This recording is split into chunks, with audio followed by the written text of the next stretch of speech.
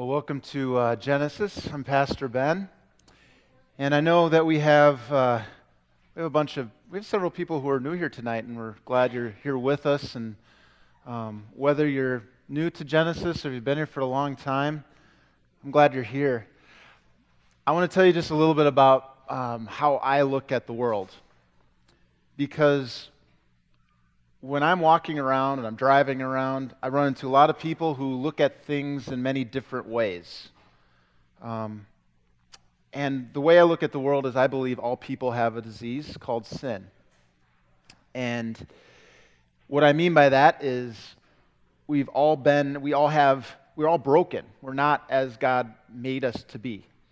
And because of that disease, when I look at my life, when I look at other people's lives, when I look at everybody's lives, when I look at everybody in this room, we can all think of different ways in which that disease displays itself in our lives through different symptoms. So we have a disease with many different symptoms. Some of those symptoms might be, pride. Maybe I'm a very prideful person, or maybe the thing that matters most to me is my comfort, and so I don't love the person next to me because what matters most is me being comfortable and not going out of my way. See what I mean? Sin plays itself out in our lives in many different ways. And what I believe God does is much like what we saw in that video, is He brings us together, He draws us together to the one source of hope. And that's Jesus. I believe Jesus is the higher power that offers us hope, healing, and growth. And that's why Genesis community exists. Because we all need love. We all need love. We need love for one another, but I believe most of all we need God's love, and we need to see God as He reveals Himself. And so at Genesis, every week when we gather together, I remember, and I'll be first to tell you, I got a disease called sin. I am not perfect. I got the pastor name. I am not a perfect person by any stretch. And my life can be downright chaotic and disastrous, just like you saw in that video. And that's why what we do here is remember that God offers a new beginning every single day through the power of His love. And so what we do when we gather here today, every week, we talk about how God's love offers us hope, that things can be better and can get better tomorrow. And that hope is something that comes from outside of me. I don't have to produce hope in my life because God offers me hope. Okay? And what I see when I look at God is I see God dying for me on a cross. And healing is something that happens that when God's love actually begins to impact me.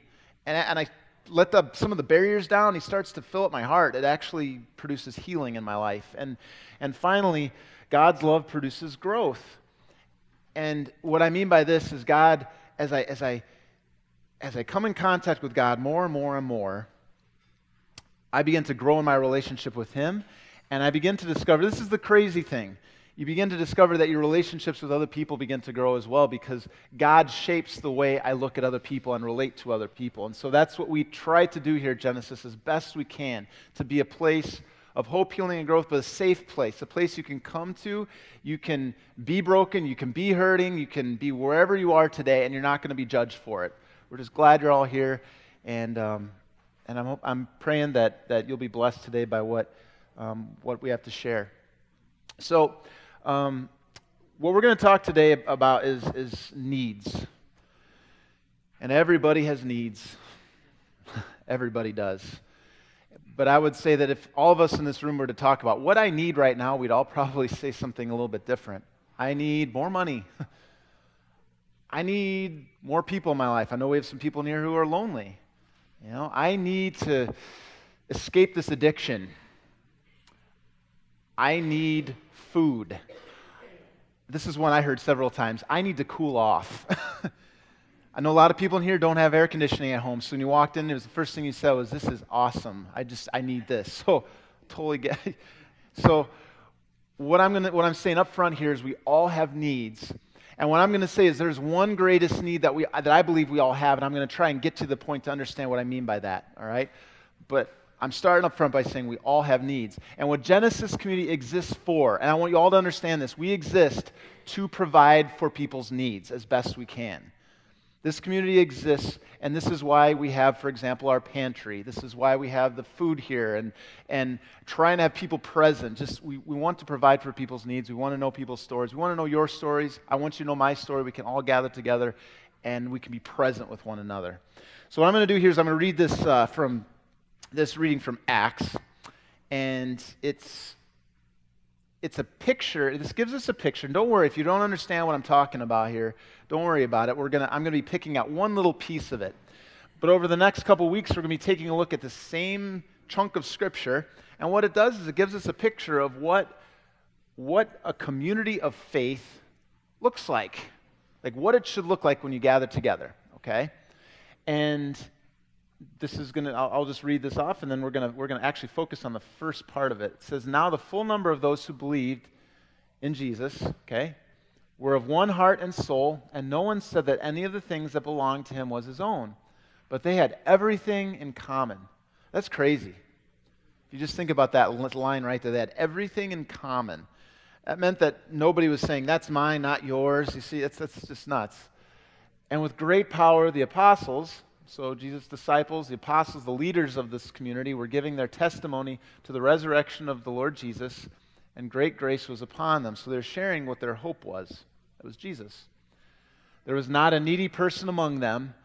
And I talked about needs earlier. There was not a needy person among them, for as many as were owners of lands or houses sold them and brought the proceeds of what was sold and laid it at the apostles' feet, and it was distributed to each as any had need.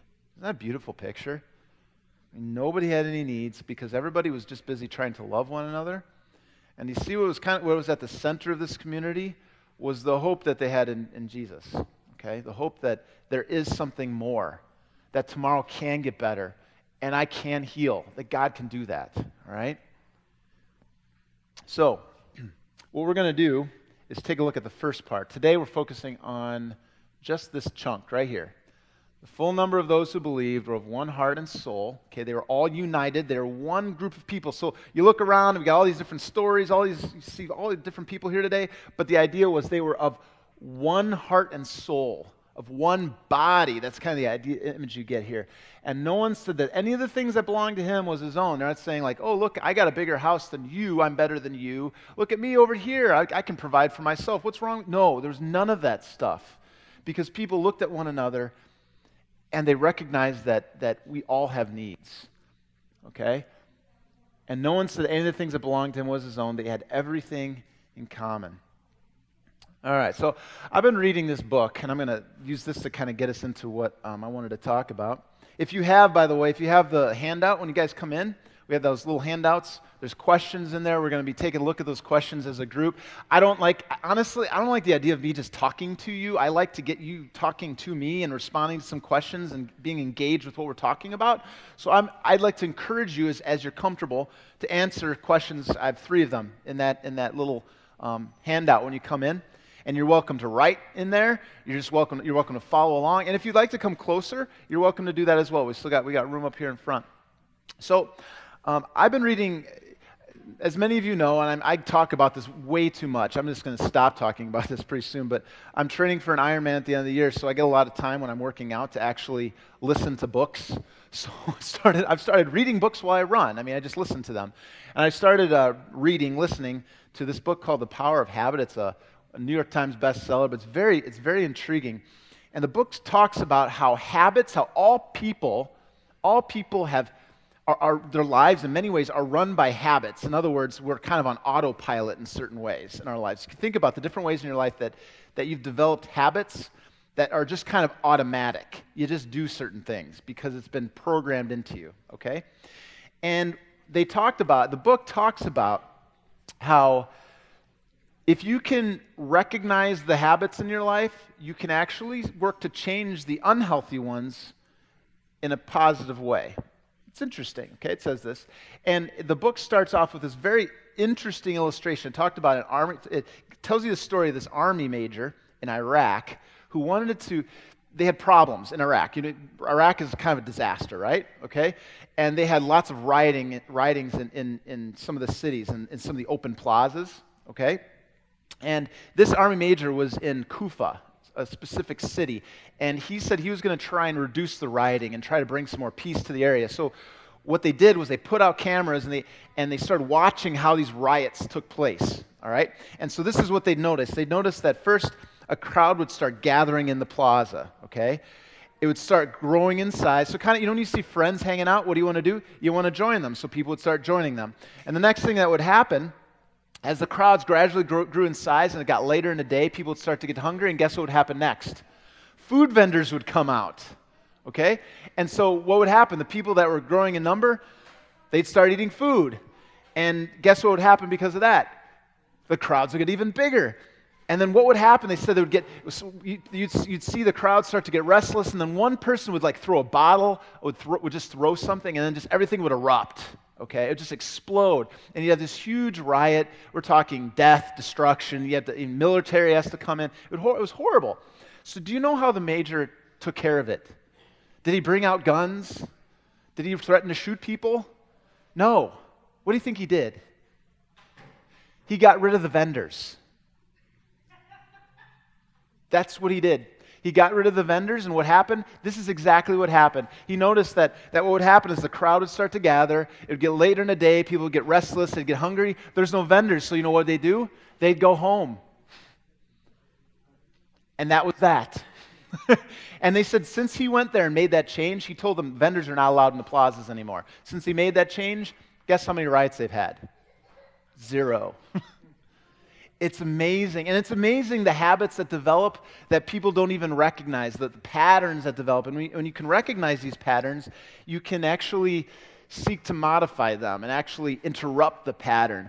The book says this, and I think this is very, very true. It says that there's a habit loop that all of us have developed in our lives. This is very intriguing.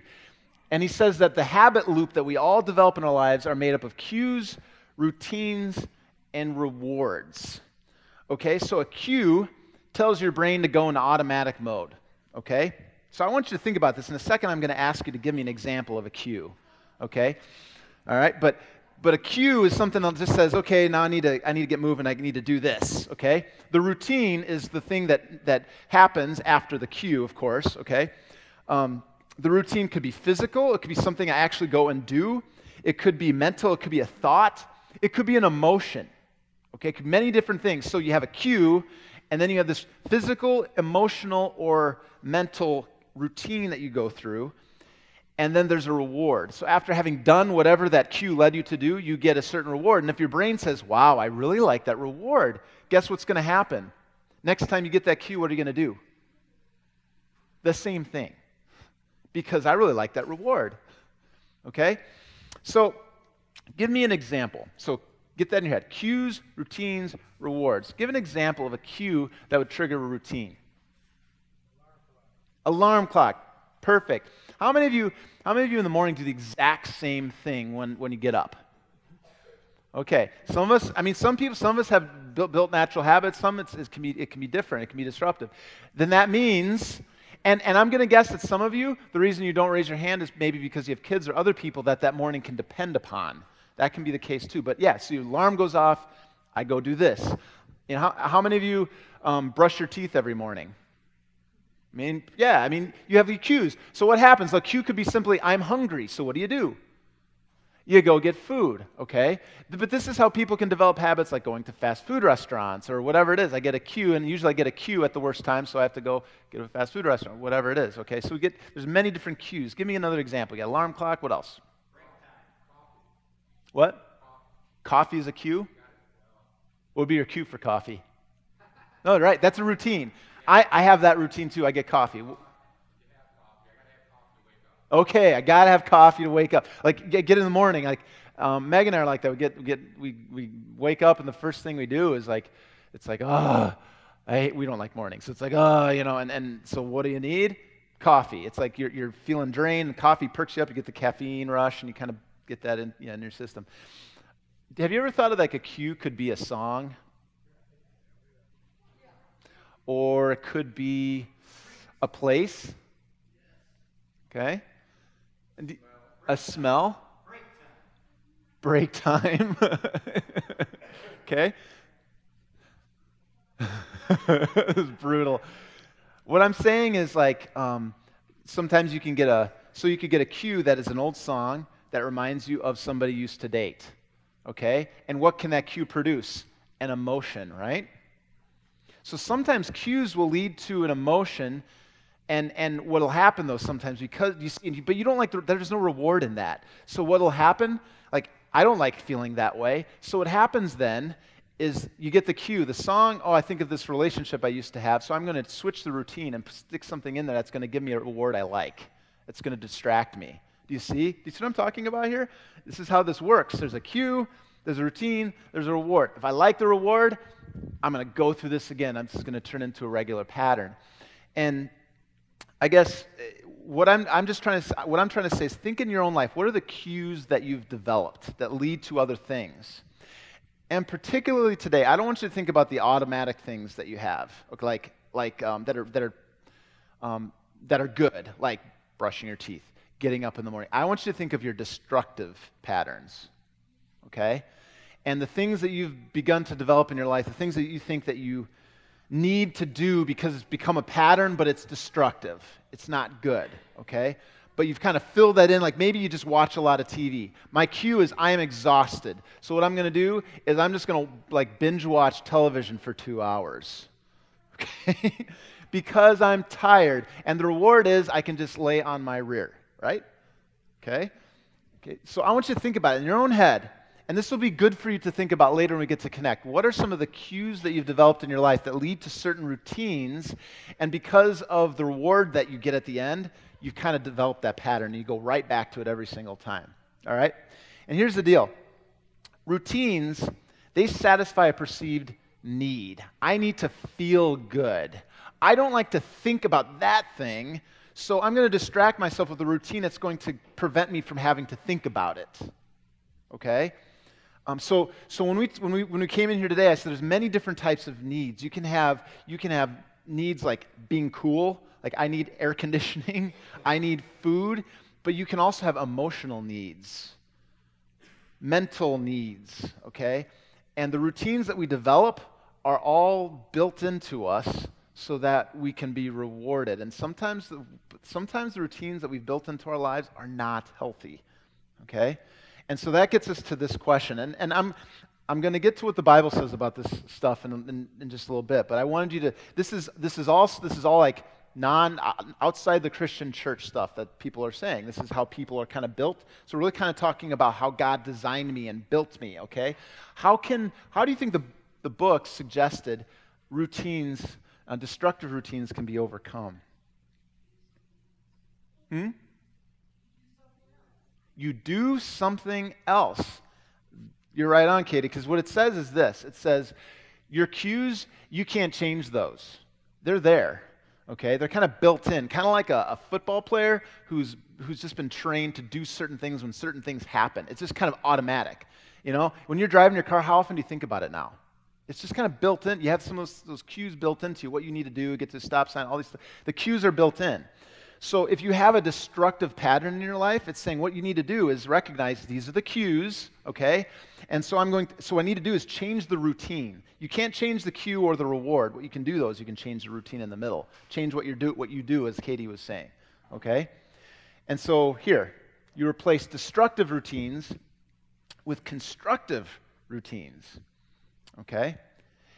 And think about this. The book, this is what I found to be very intriguing. The book said there was a guy named Bill Wilson. Anybody ever hear about him? Anybody know who Bill Wilson is? Yeah, what did you say? Who's he? He's the founder of AA. And he was struggling with alcoholism, and he got stuck in this exact pattern I was talking about. And he started Alcoholics Anonymous. And they said that when they started doing studies on this, he didn't do this intentionally. This is just how he started. But they said it fits exactly into what they've studied, which is that you discover what your cues are, and if you know the 12 steps, what's the fourth step? What's the fourth step? That's right. And you know what you're doing when you're doing a personal, fearless, moral inventory of yourself? You're recognizing your cues.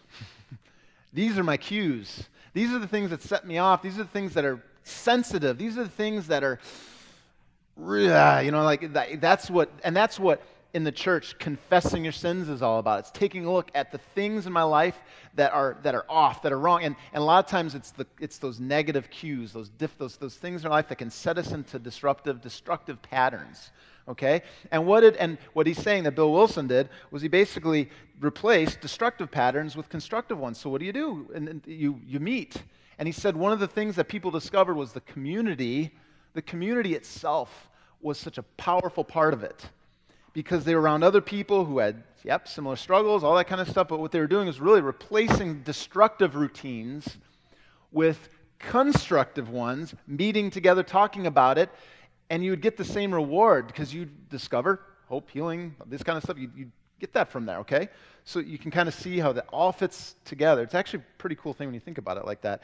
And what we do here at Genesis in some ways is very similar, because what we're doing is we're saying, hey, if you're somebody who has a destructive pattern in your life, recognize the cues that you have in your life, but instead of like falling back into old patterns, and this is what I worry about sometimes when people have been coming to Genesis for a while and then you just disappear because work gets important. I got all these other things. What happens is the tendencies, you might fall back into old routines, destructive ones. And what we encourage you to do is, okay, you have these cues, but instead, let's get into the Bible study and let's hear what God has to say about these things. Let's meet together. Let's sit at tables together, connect with one another. These are constructive routines where we can actually build one another up and point one another up to the hope we have in Jesus. But you know what the book said? This is fascinating. He said this. He said, so this is great. You can change your routine. Okay, you can change. So I have these cues in my life. I have a destructive routine, so I just replace it with something that's good. That sounds easy, right? Well, what happens then? They actually tell a story of a guy who everything was going great, and then suddenly his mother developed cancer, and he just fell off the wagon right away. And they said, well, what do you do when tragedy strikes, or when everything's going great? And this has happened several times here at Genesis, where things are going great, and then suddenly I lost my job, and now I got to go get a job. Now I got to go over here, and I got to go do this, and there's this other distraction, all of these things going on. How do we get through it? Do you know what the book said? It said this is what he said, it's belief. Something greater than yourself. And that's why here at Genesis, this is what we talk about. We talk about Jesus, because Jesus is the one who will always get you through. He will get you through the relapse.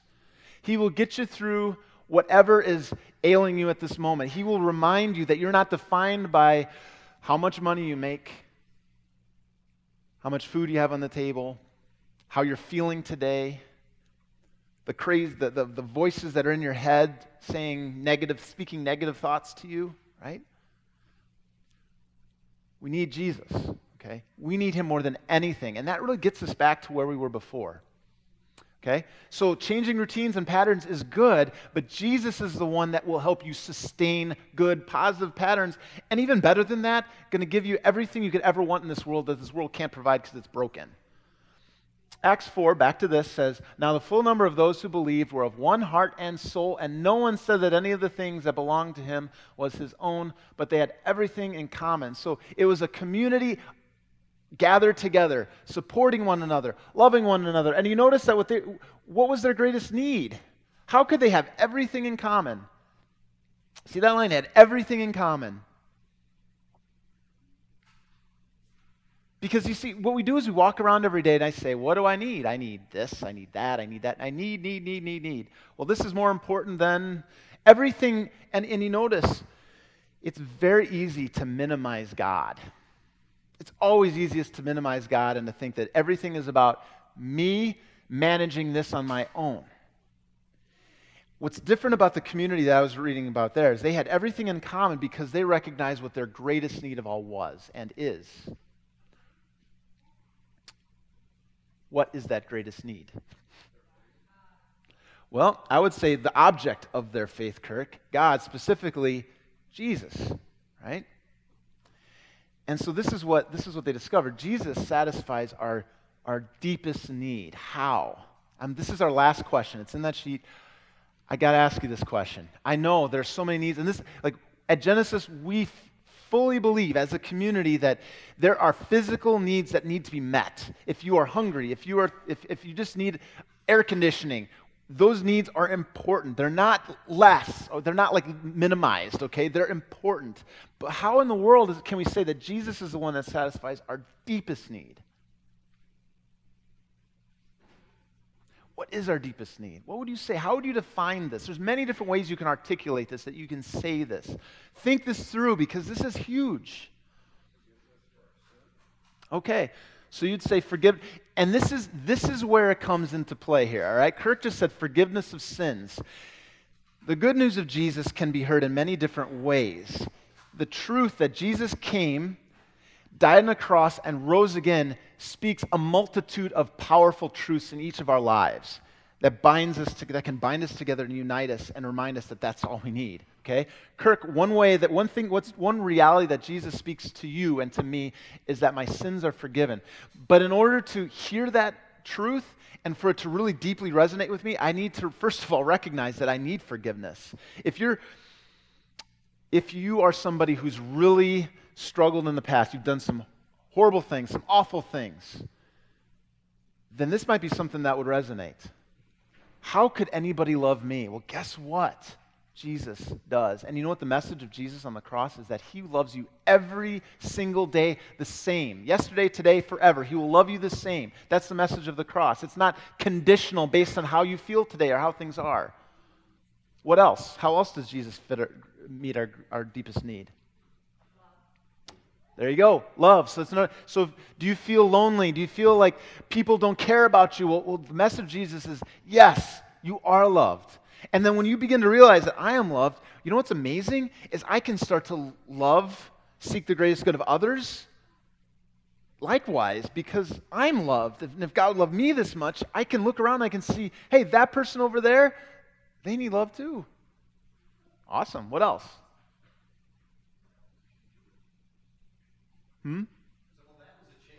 That was a change of routine. But you're right. You see, it speaks to us. Those cues come in, and Jesus speaks to our hearts, to our thoughts, and actually reminds us great, deep truths when our feelings are kind of